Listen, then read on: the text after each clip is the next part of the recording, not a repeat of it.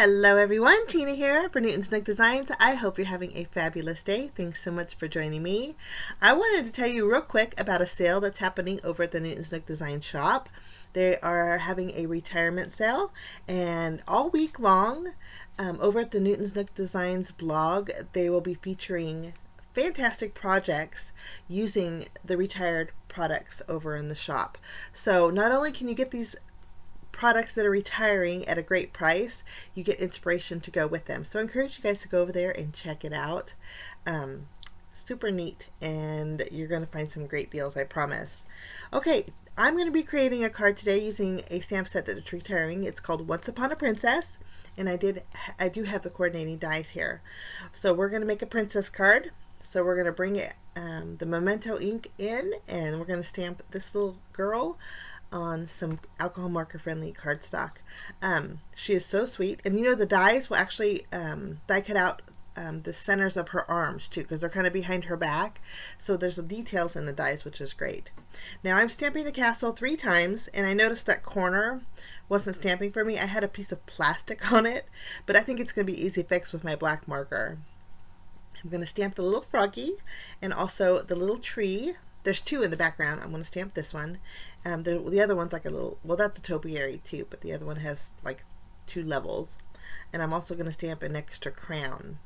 I skipped the coloring to save a little bit of time, but after I colored in my image with my Copic markers, I did die cut them out using my die cutting machine. For my sentiment, we're breaking out a different ink. This is VersaFine Onyx Black ink. It's a more crisp black ink. I like to use that for my sentiments, and I stamped the sentiment that says once upon, if the crown fits. I thought that was so cute. So these are my images. I'm going to give you a closer look here, and I have, I wanted to make a purple castle. Now I stamped and colored in 3 castles because I thought we would make a castle that was huge. I love the Disney castle, and so that's what my little inspiration was the Disney castle. So that's what I'm attempted to go for today. I have a piece of white cardstock, and using the largest frame in the Frames and Flags die set, we're going to cut out a scalloped background panel. This is going to leave me a little bit of a border on my card base. And then I'm also going to bring in some white glitter cardstock.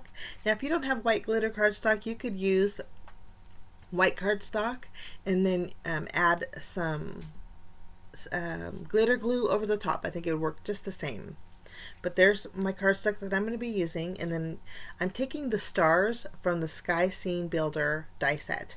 I'm going to die cut out 4 sets of stars, and then I also cut out a panel that will fit on the inside of my scallop background panel.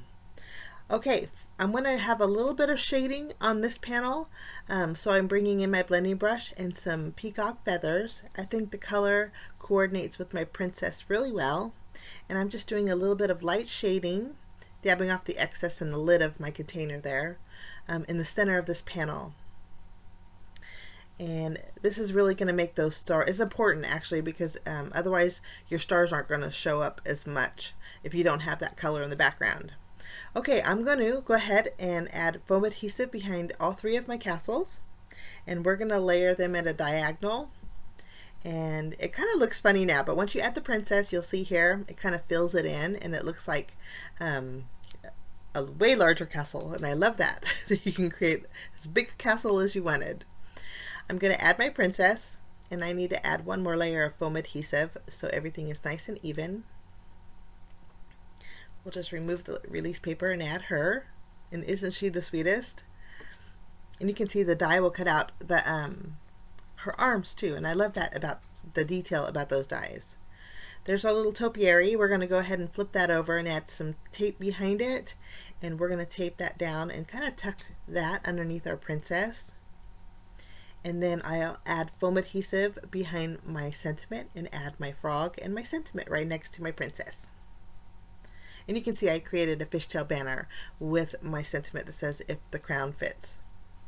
Okay, all we have left to do is add our stars, and I'm adding foam adhesive behind those. I like the dimension that that adds, and I'm going to add most of them in the top area of my panel, and then I'm going to add a couple underneath the sentiment and by that crown that I put underneath there also. So sweet. There's a lot of fun little sentiments in here, so you can make a princess birthday card if you wanted to. We're going to add a few more, just adding small pieces of foam adhesive. Again, this is going to give me the added dimension. And then we're going to go ahead and tape down our scalloped background panel to our card base. Our card base today is a standard A2 size card base. And we'll just use the tape runner and add that to the front here. Once that's adhered, we're going to flip over our princess panel and we're going to add tape behind here, and then that's going to go in the center of our scallop panel. The scallop panel just adds daintiness. I love that about this. Making sure it's centered inside those stitch lines, we'll add our little scene. So sweet. All we have left to do is add some bells and whistles, and I'm not doing much.